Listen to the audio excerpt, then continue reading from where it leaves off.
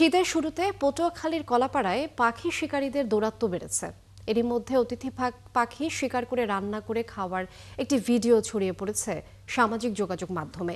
এ ঘটনায় অভিযুক্তকে জরিমানা করেছে ভ্রাম্যমাণ আদালত।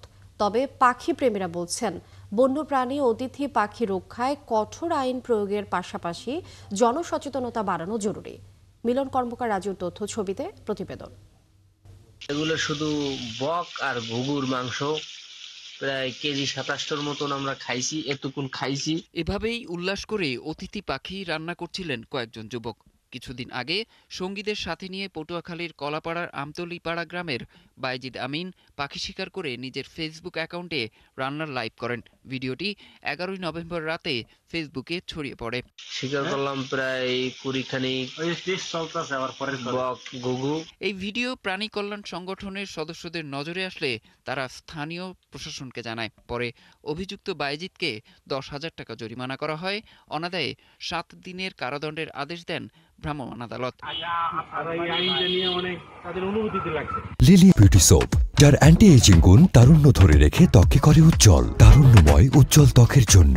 রিমার্ক। এ বিষয়ে প্রাণী কল্যাণ সংগঠনের সদস্যরা বলেন, শীতের শুরুতে এভাবে পাখি শিকারীদের দৌরাত্ম্য বাড়তে থাকলে অতিথি পাখিদের এদেশে আর দেখা যাবে না। যারা এগুলো বিক্রি করে ফেসবুকে উস্কানিমূলক পোস্ট দিচ্ছে, তাদেরকেও আইনের আওতায় এনে বন্যপ্রাণী আইনে এনে শাস্তির আওতায় আনতে হবে। প্রশাসনে যারা আছে তারা যদি কার্যকর পদক্ষেপ না নেয়, তাহলে দেখা যাবে একটা সময় শুধু গল্পেই আমরা এই পাখির কথা শুনবো, আসলে মাঠ পর্যায়ে আমরা এরকম পাখি দেখতে পারবো না। আমরাও আমাদের সংগঠনের পক্ষ থেকে সচেতনতা বৃদ্ধিমূলক বিভিন্ন কার্যক্রম করে আসছি, যাতে অতিথি পাখি সংরক্ষণ করা হয়। বন্যপ্রাণী সংরক্ষণ ও অতিথি পাখি শিকার বন্ধে শিক্ষা প্রতিষ্ঠানে সচেতনতামূলক কার্যক্রম চালানোর পরামর্শ দিলেন শিক্ষকরা।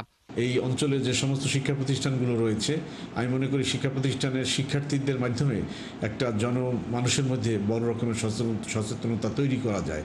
পরিবেশ কর্মীরা জোর দিলেন পাখি শিকার বন্ধে বন্যপ্রাণী আইনের সঠিক প্রয়োগের উপর। তো এর থেকে আমাদের আসলে সচেতন হওয়া দরকার যে আসলে পাখি ধ্বংস করলে পরিবেশ জীববৈচিত্র্য যদি না থাকে, আমাদেরও বাস উপযোগীটা একসময় থাকবে না। এদিকে কলাপাড়া উপজেলা সহকারী কমিশনার ও ভ্রাম্যমাণ আদালতের নির্বাহী ম্যাজিস্ট্রেট জানালেন, পাখি শিকারীদের বিরুদ্ধে কঠোর ব্যবস্থা গ্রহণে বদ্ধপরিকর প্রশাসন।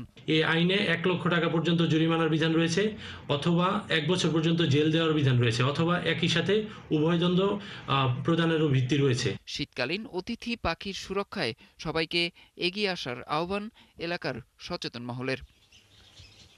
অরিসুল ইসলাম, ৭১।